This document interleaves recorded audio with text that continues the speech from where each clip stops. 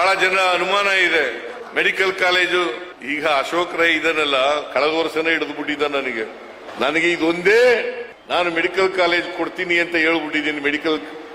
Medical ಕಾಲೇಜನ್ನ ಪ್ರಾರಂಭ ಮಾಡ್ತೀನಿ ಅಂತ ಹೇಳಿ ಆಮೇಲೆ ನಾನು ಹೇಳಿದೆ ಮುಂದಿನ ವರ್ಷ ಬಜೆಟ್ ನಲ್ಲಿ ಘೋಷಣೆ ಮಾಡೋಣಪ್ಪ, ಈ ವರ್ಷ ಬೇಡ ಅಂತ ಹೇಳಿದೆ. ಆಮೇಲೆ ಈ ವರ್ಷ ಮತ್ತೆ ಬಜೆಟ್ಗಿಂತ ಮುಂಚಿತವಾಗಿ ಬಂದ. ನಾನು ಹೇಳಿದೆ ಈ ಸಾರಿ ಮಾಡೇ ಮಾಡ್ತೀನಪ್ಪ ಅಂತ ಹೇಳಿದೆ.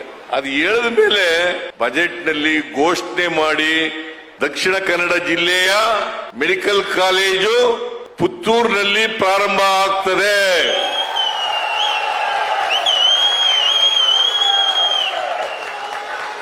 ಅದಕ್ಕೆ ಬೇಕಾದಂತ ಆಸ್ಪತ್ರೆನೂ ಕೂಡ ಮಾಡ್ತೀನಿ.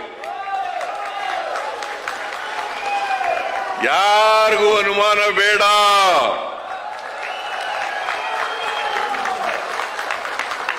ನಮ್ಮ ವಿರೋಧ ಪಕ್ಷದವರು ಸುಳ್ಳು ಹೇಳ್ತಾರೆ. ಅಶೋಕ್ ರಾಯ್ ಸುಳ್ಳು ಹೇಳ್ಬಿಟ್ಟಿದ್ದಾರೆ, ಸಿದ್ದರಾಮಯ್ಯ ಸುಮ್ಮನೆ ಬಜೆಟ್ ನಲ್ಲಿ ಘೋಷಣೆ ಮಾಡಿಬಿಟ್ಟಿದ್ದಾರೆ ಅಂತೇಳಿ. ನಮ್ಮ ಸರ್ಕಾರ ಏನು ಹೇಳ್ತೀವಿ ಅದನ್ನ ಮಾಡೇ ತೀರ್ತೀವಿ.